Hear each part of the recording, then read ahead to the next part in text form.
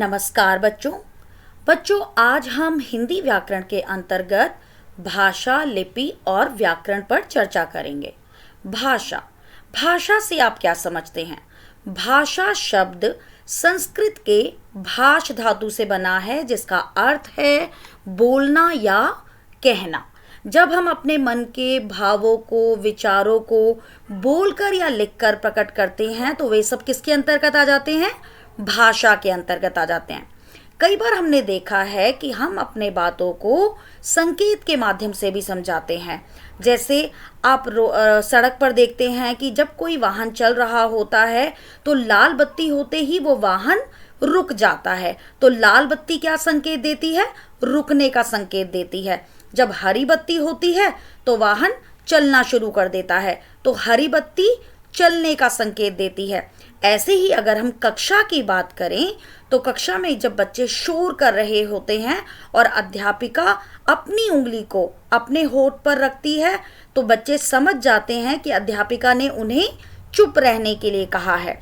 तो ऐसे सांकेतिक भाषा भी होती है। संकेत के द्वारा भी हम लोगों को अपनी बात समझाते हैं, लेकिन ध्वनियाँ तथा संकेत हम व्याकरण की दृष्टि से भाषा के अंतर्गत नहीं लेते। तो पहले हम भाषा की परिभाषा को समझ लेते हैं। मन की बात बोलकर या लिखकर कहने का साधन भाषा है। हम ये भी लिख सकते हैं कि जब हम अपने मन के भावों या विचारों को बोलकर या लिखकर प्रकट करते हैं, वह भाषा कहलाती है। भाषा के दो रूप होते हैं। एक होता है मौखिक रूप और दूसरा होता है लिखित रूप। मौखिक भाषा और लिखित भाषा। अभी मैंने आपको सांकेतिक भाषा के विषय में भी बताया था। वह व्याकरण की दृष्टि से भाषा के रूप के अंतर्गत नहीं आती। भाषा के मुख्यतः दो रूप हैं, मौखिक भाषा और लिखित भाषा। मौखिक भाषा हम किसे कहते हैं? जब हम अपने मन के भावों या विचारों को बोलकर प्रकट करते हैं तो उसे मौखिक या मुख से बोली जाने वाली भाषा कहा जाता है। जैसे बातचीत करना, गाना गाना, पुस्तक पढ़ना, समाचार पत्र पढ़ना, टेलीफोन पर बातचीत करना इत्यादि। लिखित भाषा, जब हम अपने मन के भावों या विचारों को लिखकर प्रकट करते हैं तो उसे लिखित भाषा कहते हैं। जैसे पत्र लिखना, अनुच्छेद लिखना, सोचकर कुछ भी लिखना, ये सब किसके अंतर्गत आता है? लिखित भाषा के अंतर्गत। तो मुख्यतः भाषा के कितने रूप हैं? दो रूप हैं। मौखिक भाषा यानी मुख से बोली जाने वाली भाषा, यानी जब हम अपने मन के भावों और विचारों को बोलकर प्रकट करते हैं तो वो क्या होगा? मौखिक भाषा। और जब हम अपने मन के भावों या विचारों को लिखकर प्रकट करेंगे तो वो किसके अंतर्गत आ जाएगा? लिखित भाषा के अंतर्गत। अगला है विभिन्न भाषाएं। अब हमारे देश में बहुत सारी भाषाएं बोली जाती हैं। अब हम अपने देश को छोड़कर अगर हम पूरे विश्व की बात करें तो विश्व के लोग अपने विचार प्रकट करने के लिए अनेक भाषाएं बोलते हैं। जैसे अंग्रेजी, रूसी, जापानी, जर्मन, उर्दू, चीनी आदि। केवल इतनी ही भाषाएं नहीं हैं, विश्व के हर देश की अपनी भाषा है। तो यहाँ पर केवल कुछ का ही वर्णन किया गया है। तो विश्व के लोग जब अपने मन के विचारों को प्रकट करने के लिए अलग अलग भाषाएं बोलते हैं तो हम यहाँ पर बात करेंगे भारत की भाषाओं की, क्योंकि हम तो भारतीय हैं। तो भारतीय होने के नाते हमें भारतीय भाषाओं का ज्ञान होना अनिवार्य है। भारत में भी अनेक भाषाएं बोली जाती हैं। जितने हमारे भारत के राज्य उतनी हमारे भारत की भाषाएं। तो यहाँ पर कुछ मुख्य राज्यों के नाम हैं और उनकी भाषाओं के नाम दिए गए हैं। जैसे महाराष्ट्र में कौन सी भाषा बोली जाती है? मराठी।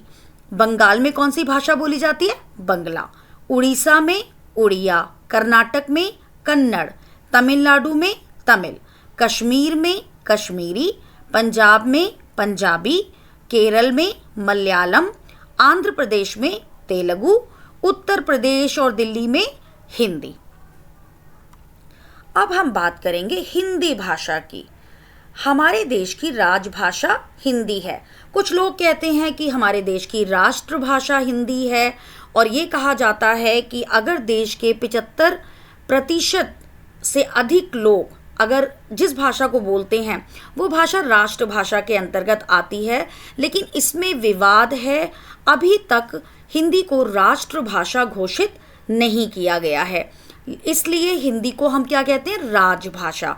हिंदी हमारे देश की राजभाषा है क्योंकि हमारे देश के अधिकतर लोगों द्वारा बोली व समझी जाती है। और प्रतिवर्ष 14 सितंबर को हम हिंदी दिवस के रूप में मनाते हैं। ये आपको विशेष रूप से ध्यान रखना है कि 14 सितंबर को हम हिंदी दिवस मनाते हैं। इसके बाद हम चर्चा करेंगे बोली पर। अब ये बोली क्या है? भाषा के क्षेत्रीय रूप को बोली कहा जाता है। भाषा का क्षेत्र बहुत बड़ा होता है, परंतु बोली प्रांत से प्रांत, गांव से गांव बदलती जाती है तथा इसका क्षेत्र सीमित होता है। भाषाओं में साहित्य रचना होती है जो लिखित रूप में भी उपलब्ध होती है, परंतु बोलियों का साहित्य लिखित न होकर मौखिक ही रह जाता है।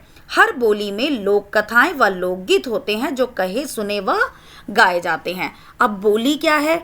बोली हर क्षेत्र की अलग अलग बोली होती है। अगर आप हरियाणा में जाओ तो वहाँ के लोग हिंदी बोलेंगे, लेकिन उनकी हिंदी बोली में भी क्या होगा, हरियाणवी टच होगा। तो वो क्या है, वो वहाँ की बोली है। हर क्षेत्र की बोली जो है वो अलग अलग होती है। अगर हम हिंदी की बात करें तो हिंदी जो भाषा है या कोई भी भाषा है उसमें वहाँ का साहित्य लिखा जाता है। जो लिखित रूप होता है वो भाषा में होता है, लेकिन जो बोली होती है उसका लिखित रूप नहीं होता, उसका मौखिक रूप होता है।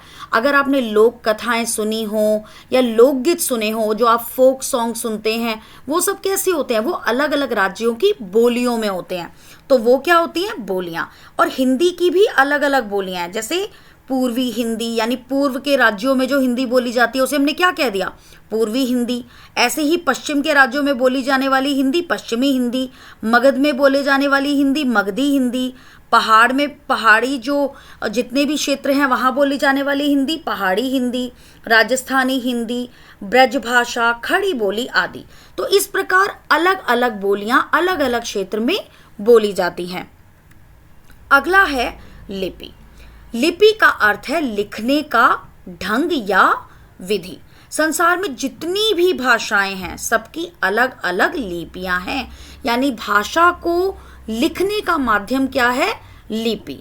अगर हम किसी भी भाषा को सीखते हैं, बोलते हैं, लिखते हैं तो हमें उसकी लिपि का ज्ञान होना अनिवार्य है। तो हम लिपि की परिभाषा क्या कह सकते हैं, भाषा को लिखने का ढंग जो है वो क्या कहलाता है, वो लिपि कहलाता है। अगर हम हिंदी और संस्कृत भाषा की बात करें तो वो क्या है, देवनागरी लिपि। हिंदी और संस्कृत कौन सी लिपि में लिखी जाती है, देवनागरी लिपि में। अगर आप देखें ये सारे शब्द जो लिखे गए हैं ये कौन सी लिपि है, ये देवनागरी लिपि है। अंग्रेजी रोमन में लिखी जाती है, उर्दू फारसी में लिखी जाती है और पंजाबी गुरुमुखी में। यानी जो इनकी लिपियां हिंदी तथा संस्कृत की कौन सी लिपि हो गई, देवनागरी, अंग्रेजी की रोमन लिपि, उर्दू की फारसी लिपि और पंजाबी की गुरुमुखी लिपि। व्याकरण। अब हमें भाषा में व्याकरण की क्या आवश्यकता, हम व्याकरण को क्यों पढ़ें? तो व्याकरण हमें भाषा को शुद्ध बोलना, लिखना व समझना सिखाता है। हम व्याकरण क्यों पढ़ते हैं, जिससे कि हम भाषा में कोई भी गलती ना करें, ना भाषा को बोलने में, ना लिखने में और ना ही समझने में। और हम व्याकरण की परिभाषा क्या लिख सकते हैं, भाषा के शुद्ध प्रयोग की जानकारी देने वाला शास्त्र व्याकरण है या व्याकरण कहलाता है। यानी हम ये भी कह सकते हैं कि भाषा को शुद्ध रूप से कैसे प्रयोग करना है इसकी जानकारी देने वाला शास्त्र क्या कहलाता है, व्याकरण कहलाता है। अब यहाँ पर कुछ उदाहरण दिए गए हैं। जैसे यहाँ पर एक उदाहरण है, आज पाठशाला खुला था। क्या ये सही वाक्य है? नहीं, ये अशुद्ध वाक्य है। इसे हम सही प्रकार से कैसे लिखेंगे, आज पाठशाला खुली थी। तो हमें ये किसने बताया, खुला था की जगह खुली थी आनी चाहिए, ये हमें व्याकरण से पता चला। उसी प्रकार हम एक और वाक्य देख लेते हैं, अच्छा मुझे है रसगुल्ला लगता। अब समझने वाले को तो समझ आ गया कि रसगुल्ले के बारे में बताया जा रहा है कि उसे रसगुल्ला अच्छा लगता है, लेकिन ये वाक्य क्या है, ये अशुद्ध है। और ये शुद्ध कैसे होगा, जब हम कर्ता, क्रिया, कर्म सबको सही जगह पर लगाएंगे।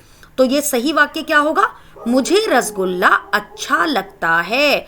तो ये सही क्रम में लगाना हमने किससे सीखा, व्याकरण से। इसलिए हमें व्याकरण को जानना जरूरी है।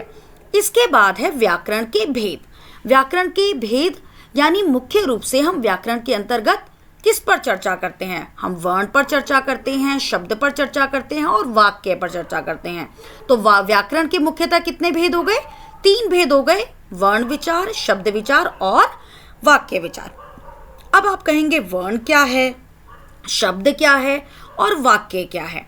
तो वर्ण जो है वो भाषा की सबसे छोटी इकाई होती है या मौखिक इकाई होती है, जिसके अंतर्गत हम स्वर और व्यंजन को लेते हैं, जिसके कि टुकड़े नहीं किए जा सकते। अगर आप हिंदी भाषा के स्वर और व्यंजन को देखोगे तो हम उनको तोड़ नहीं सकते। तो वो क्या है? भाषा की सबसे छोटी इकाई, जिसे हम क्या कहते हैं? वर्ण। और जब हम वर्णों को जोड़ देते हैं, कुछ वर्णों को जोड़कर हम क्या बना देते हैं? शब्द बना देते हैं। तो वो क्या हो जाएगा? वर्णों का मेल क्या हो जाएगा? शब्द हो जाएगा। उसी प्रकार जब हम कुछ शब्दों को जोड़ देते हैं तो शब्दों को जोड़कर क्या बन जाता है? वाक्य बन जाता है। तो व्याकरण के मुख्यतः 3 भेद कौन से हो गए? वर्ण, शब्द और वाक्य। तो बच्चों, आज हमने भाषा, लिपि तथा व्याकरण पर चर्चा की। धन्यवाद।